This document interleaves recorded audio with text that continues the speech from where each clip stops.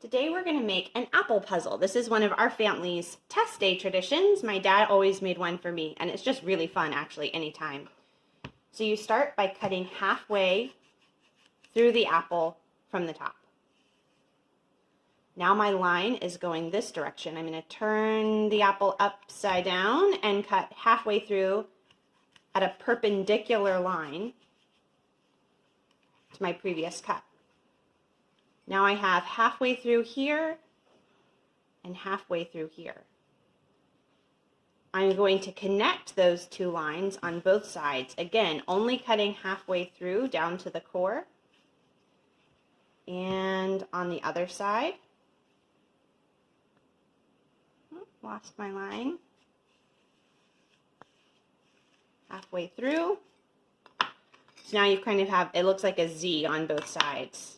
And pull the apple apart. You have an apple puzzle.